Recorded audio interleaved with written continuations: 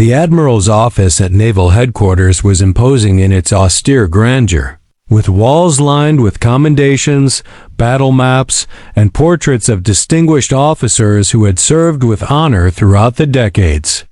Admiral Marcus Hawthorne sat behind his mahogany desk, his weathered face bearing the stern expression of a man who had spent 40 years making decisions that affected the lives of thousands of sailors and Marines.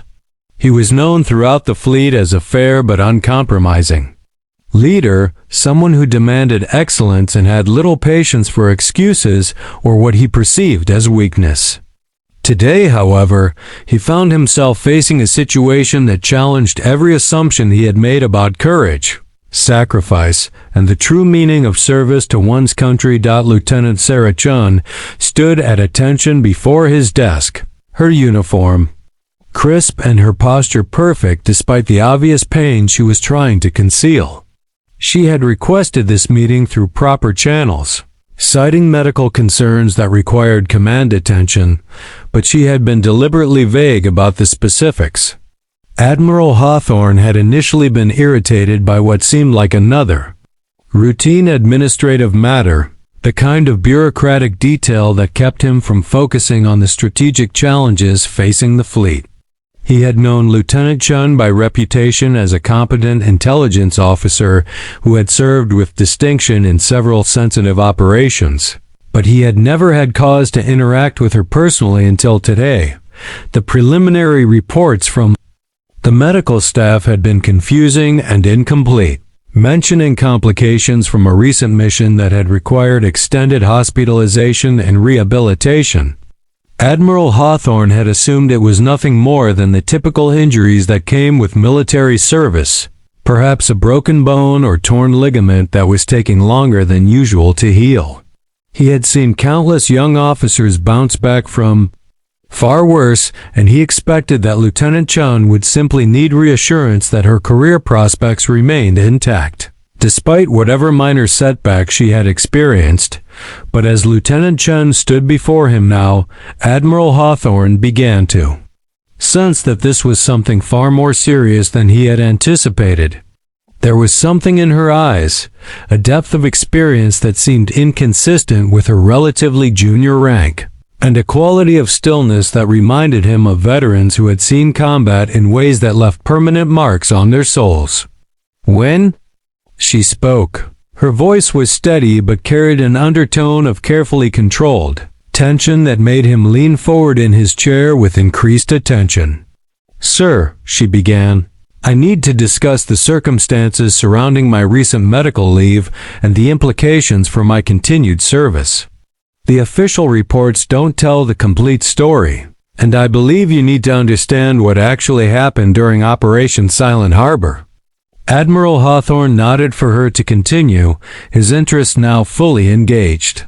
Operation Silent Harbor had been a classified intelligence gathering mission in hostile territory, one of those assignments that appeared routine on paper but carried risks that could only be fully understood by those who actually executed them.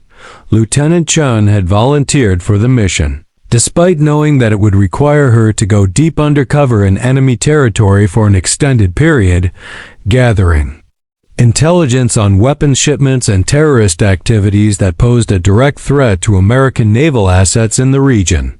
The mission profile had indicated moderate risk, a kind of assignment that experienced intelligence officers handled regularly, but the reality on the ground had proven far more dangerous than anyone had anticipated. The mission was compromised.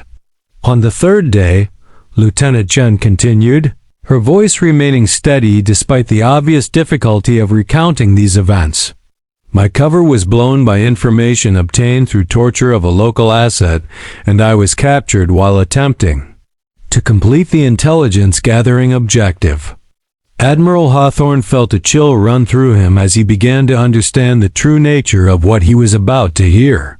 Capture by the enemy forces in that region was something every military officer feared, not just because of the immediate danger to life, but because of the brutal interrogation methods employed by groups that had no regard for international law or basic human decency. "They held me for 8 days," she said, and Admiral Hawthorne could see her hands clenched slightly at her sides as she spoke. The interrogation was extensive and employed methods designed to break down resistance through systematic application of pain and psychological pressure. They wanted information about fleet movements, communication codes, and the identities of other intelligence assets in the region. The Admiral had read reports about such interrogations, clinical documents that used euphemistic language to describe unimaginable cruelty, but hearing about it from someone who had actually endured it brought the reality home in a way that no report could capture. Lieutenant Chen paused, and Admiral Hawthorne could see her gathering herself for what came next. "Sir, I need you to understand the extent of what happened, because the medical implications affect my ability to continue serving in certain capacities." She looked directly at him, and he saw in her eyes a request for permission to reveal something that clearly caused her significant emotional pain. He nodded, giving her the encouragement she needed to continue.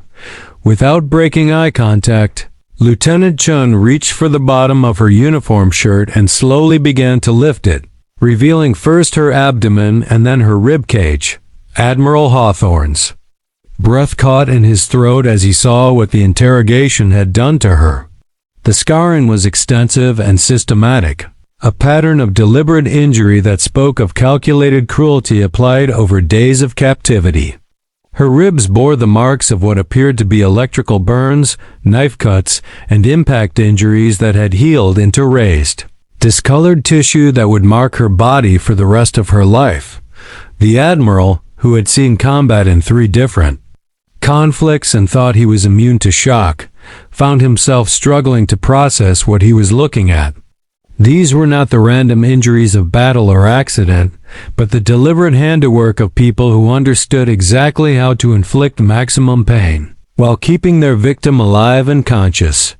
The precision of the scarring told a story of professional torture, carried out by individuals who had refined their techniques through practice on other unfortunate souls. The pattern you see was designed to maximize pain while avoiding vital organs, Lieutenant Chen explained with clinical detachment, as if she were briefing him on enemy tactics rather than describing her own suffering. They were very careful to ensure that I remained conscious and responsive throughout the process. The goal was not just to extract information, but to break down psychological resistance through the systematic application of physical trauma. Admiral Hawthorne found himself unable to speak, struck silent by the magnitude of what this young officer had endured in service to her country. He had read intelligence reports about enemy interrogation techniques, had even signed orders that sent people into situations where such capture was a possibility, but seeing the physical evidence of what those abstract risks actually meant, in human terms, left him profoundly shaken. The clinical language of military reports suddenly seemed inadequate to describe the reality of sacrifice and courage that stood before him. "I gave them nothing," Lieutenant Chen continued, lowering her shirt but maintaining eye contact with the Admiral. "No codes, no asset identities, no operational information of any kind. The intelligence I had gathered remained secure, and the mission objectives were ultimately achieved when the rescue team extracted me on day 8. She paused, allowing the full implications of her statement to sink in. For 8 days, she had endured systematic torture, without revealing information that could have compromised other operations or endangered other personnel. Admiral Hawthorne slowly rose from his chair and walked around his desk, his movements careful and deliberate, as he processed what he had just learned. He had spent decades in military service, had commanded men and women in combat situations, and thought he understood the true meaning of courage and dedication.